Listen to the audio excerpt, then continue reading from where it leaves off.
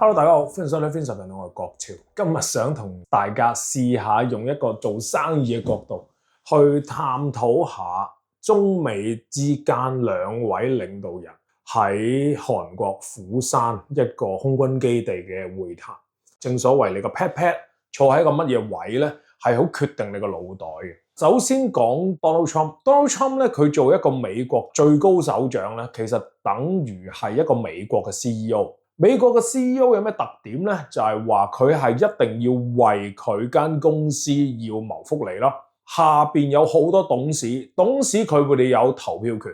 如果佢做得唔好嘅時候咧，可以踢佢落台，可以換過另外一位 CEO 上嚟揸旗嘅嚇。雖然都有成一半人咧唔妥佢嘅，但係又吹佢唔脹喎。做出嚟嘅政績啊，維護世界和平啊，幫美國揾到啲錢翻嚟啊，你可以有能本事去日本攬住嗰個大口嘅首相，傾咗個 terms 翻嚟就係叫佢投資幾千億美金，你叫佢買乜你就買乜。當你有一日回咗本啦，日本你賺到嘅1毫子都好啦，你嗰1毫子入邊嘅90%要俾翻美國。哇，咁嘅 terms 都俾你傾到翻嚟，咁你又真係有啲橋喎，係嘛？咪俾你繼續俾你做咯。咁但係咧，老實講，佢啲對家甚至乎係佢自己支持嘅共和黨咧，無論係黨外又有競爭又好啦，黨內其實本身都有競爭，因為佢黨內其實佢都要同佢嘅選民交代。如果特朗普做得太離譜嘅話，佢呢個黨幾年都唔使玩，即係等於台灣嘅國民黨好多年都唔使玩。呢個就係特朗普本身先天性嘅問題所在啦。Vincent 係關於財商嘅頻道，專門分享學校冇教你嘅財務知識。而習近平嗰邊咧就係話我係喺呢間公司嘅老闆啊。咩叫老闆啊？即係話我係新世界嘅，我姓鄭嘅，我係阿純官啊。你冇人喐到我嘅，我中意救就救，我中意唔救就唔救，我中意炒晒啲人就炒晒啲人，我中意呢一部分周大福賺錢就賺錢，係嘛？我中意新世界水苗都佢水咯，你唔好借錢俾我啊！佢係呢一個角色。咁好啦，一個 CEO 一個老闆，大家去傾偈，點傾呢？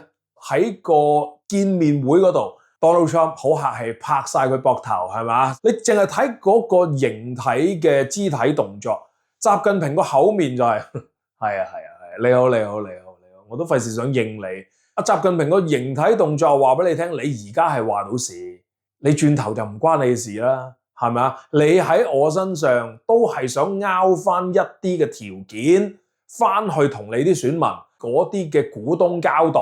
但係我嗰邊咧，其實冇人喐到我。我中意點樣玩都得嘅。咁當然，我哋嗰邊都要食飯嘅。我哋嗰邊個經濟都唔係太好，係嘛？咁啊睇下有咩傾咯咁樣。嗱，首先大家了解咗個前設咧，佢哋嘅關係係咁樣。咁好啦，傾就傾嗰啲咩嘢咧？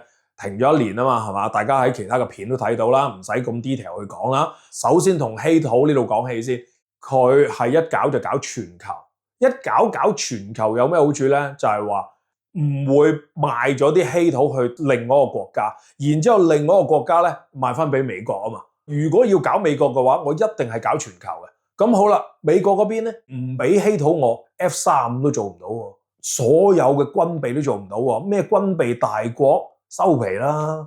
你都冇原料點做啊？係嘛？芯片啊、車啊冇喎，磁鐵你都冇喎，點做啊？所以佢一定要傾到嘅，呢個 terms 一定要傾到嘅。而習近平佢而家話同你停1年啫嘛，冇話收翻啊嘛，我冇話同你 friend 翻喎，其實係講緊呢一樣嘢喎，係咪？咁但係咧，你呢一樣嘢就有辣有唔辣啦，因為佢亦都計埋一條數咧，全球佢一定會立刻咧。搞稀土呢件事，正如日本喺2010年嘅時候咧，就俾中國搞過個稀土出口管制啊嘛。佢而家咪立刻去呢15年嘅時間，從依賴中國稀土90%嘅進口，而家只係依賴到中國嘅60%啫。咁所以美國佬咪嗱臨拉住馬來西亞同埋拉住日本，大家去傾稀土呢樣嘢。喂，我哋唔能夠俾佢撳住拎嘅喎，係嘛？我哋要自己研究翻呢樣嘢。咁但係習近平又計咗一條數啊，1年喎，我當你集全世界之力啊，全世界又要通過環保條例，又要通過議會，又要通過呢個通過嗰個，玩下手好似而家 Donald Trump 咁樣，佢而家走去加全世界關稅啊嘛，上任後下個月係有機會面臨聆訊啊，連共和黨人啊都有機會話佢違憲啊。其實你作為一個總統咧，係冇權咁樣去 over 成個國會咧，周圍加全世界關稅嘅。佢自己都話要出庭去聽審啊，聽下呢件事究竟係點樣來龍去脈，佢自己對呢件事都緊張。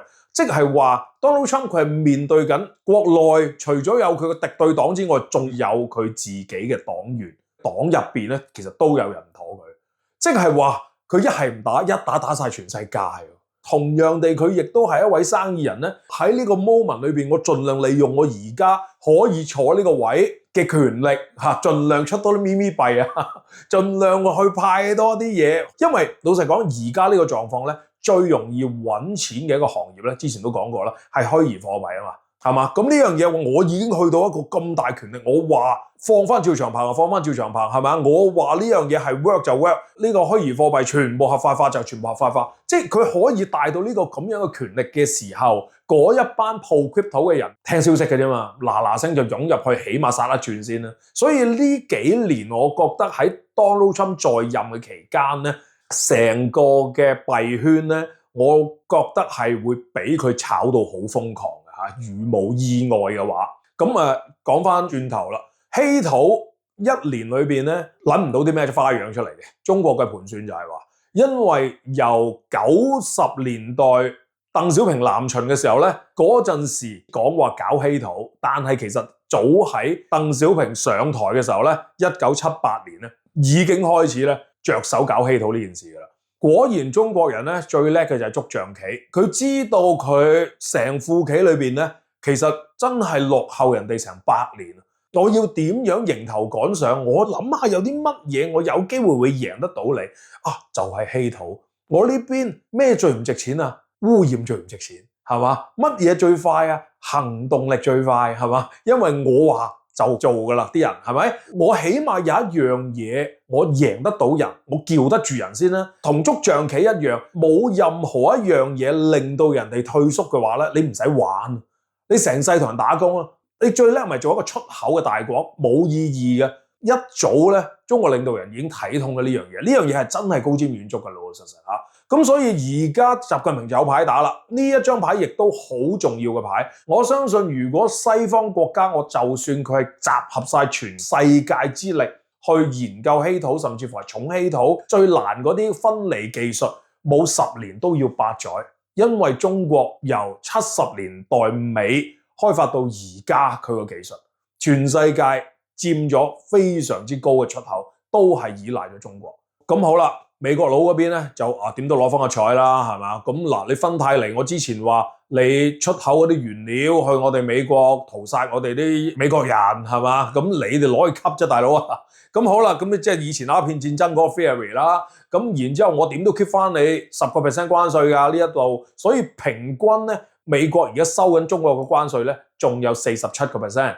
咁對大家對等關稅咯，大家照對等咯。仲有一點好重要嘅咧，就係話大家互相收嗰個額外嘅港口費用啊。因為美國嗰邊咧就講到明，所有中國嘅船隻咧，我都要收你額外嘅港口費用。而家有延遲1年，咁咧而原來全世界有60%以上嘅輪船咧，都係中國中遠洋啊呢啲公司咧就行嘅。淨係話呢一樣嘢咧，都多咗32億美金㗎啦，淨係中國中遠洋一間公司要俾。咁而家個狀況咧就係話有少少就翹起咗韓國仔，因為韓國仔咧本身係同特朗普簽咗個協議咧，就喺美國嗰度咧就做船嘅，又抌1000幾億美金咧去搞船廠嘅。咁而家你話開放翻俾佢，咁大廿嗰句解得通嘅，1年啫，1年之後咧都會重新再嚟過嘅嚇。咁仲有一樣嘢啦，就係話你見到 Donald Trump 咧，你叫佢傾嗰啲嘢係嘛？例如傾黎智英，唔會同你傾啦。黎智英，喂大佬啊，你估真係仲係以前嗰個世界咩？唔會提呢啲事，大家傷感情。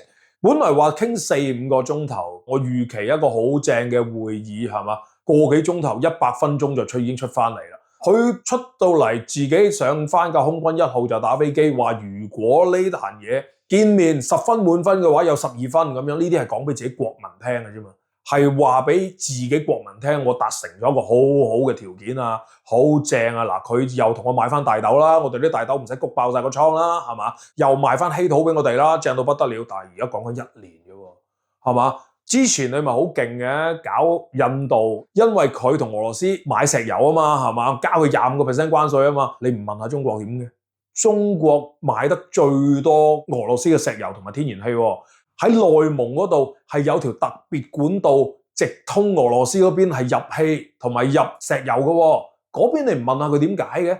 唔問啦，唔提喎。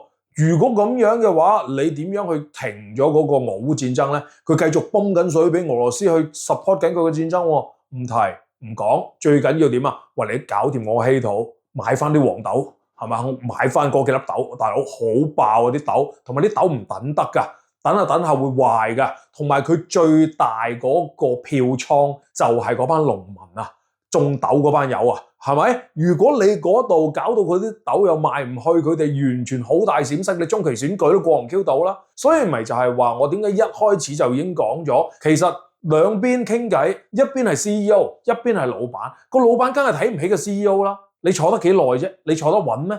係嘛？另外一個老闆同 CEO 嘅分別咧，就係老闆咧可以韞住你嗰啲民眾3年，唔俾佢開工，唔俾佢出街咧，仍然係老闆。係嘛？你一個 CEO 咧，你翻到去可能做錯1件半件事，少少行差踏錯，無論係你國外應付你嘅外敵應付得唔好，或者國內民主黨對你嘅打擊，甚至乎係黨內下一個月都俾緊個聆訊你嘅時候咧，其實你行歪半步，你呢個位咧就冇噶啦。咁所以點解個氣勢上落差咁大咧？呢個就係個原因啦。想繼續免費收睇，只需要 like and share 同埋 subscribe 我哋嘅頻道，有足夠嘅支持，可以令我哋繼續覺醒你嘅 careful 思維。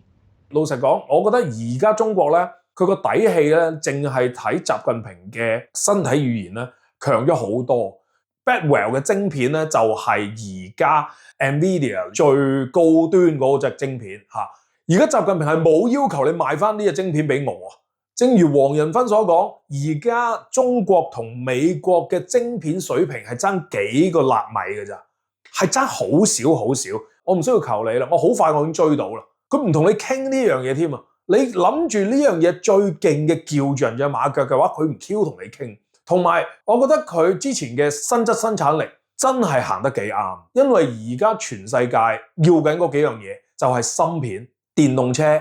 電動車咧，我係打爆你對面嘅工業嘅電動車電池。而家美國有一間公司咧，專門愛嚟收電動車電池，愛嚟做乜嘅咧？就係愛嚟俾 AI 嘅運算算力裏邊咧做充電，不斷 back up 嘅。最後一樣嘢咧，就係光伏板，即係太陽能。上條片都講過嘅，你要有電，你先至行到 AI，先玩到芯片，先搞到呢一大扎嘢。工業所有都要電噶嘛，係嘛？我知啊，不斷咁同俄羅斯買石油，你估唔使錢㗎，係嘛？夠膽死Donald Trump 仲話你同我喺阿拉斯加嗰邊買啲石油，好啊好啊好啊，咪應承住你先啦，又唔使即刻俾錢嘅，係嘛？我同你買黃豆，好啊好啊好啊，咪應承住你先啦，又唔使即刻俾錢嘅，所有嘅嘢。一切盡在佢掌握中。我幾時買，買成點，即係話你 Donald Trump 本身個票倉其實係握喺我手。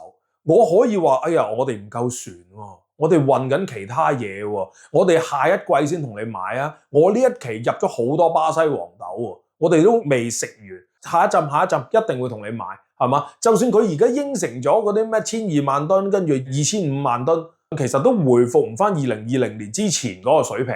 仲要中國喎，中國應承你喎，你又信啊？係咪？即係我覺得成件事咧，一邊就係攞翻去 peace 佢自己個選民，另外一邊基本上佢唔同你急，佢而家掌握住嘅事，佢而家掌握到嘅嘢，佢在任時間比你長，可以控制到呢一個局面，我可以控制到我自己嘅人民，係嘛？正所謂中國人食3年草我都餓唔死啊嘛！驚你咩而家係嘛？有個咁樣嘅底氣嘅時候咧，你 Donald Trump 就算幾強橫都好咧，你都係相對嚟講咧係好難佔有任何上風。咁而佢個兄弟阿俄羅斯咧，禮個手你哋傾完啦嘛，係嘛？喂，我恢復核試啊，你唔驚我啊嘛？而家係嘛？我冇試下啫，係嘛？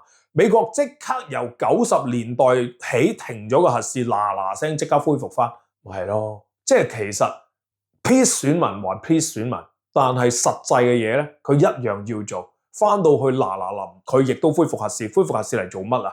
就係話呢個世界你要有武力，你要有能力去同人哋 bargain，你先至有談判嘅條件，你先有談判嘅籌碼。如果唔係，乜都冇得講。你有冇談判嘅籌碼呢？喺間公司裏邊，你有冇任何嘅談判籌碼呢？即係話你有冇你嘅利用價值呢？你有冇啲嘢係你拿住喺手，人哋喐你唔到嘅呢？如果你冇嘅話，你今日開始咧就要諗一諗啦。OK， 今日條片講到嚟呢度，喜歡呢條片嘅你俾個 like 我 ，subscribe 我哋嘅頻道，係咁，拜拜。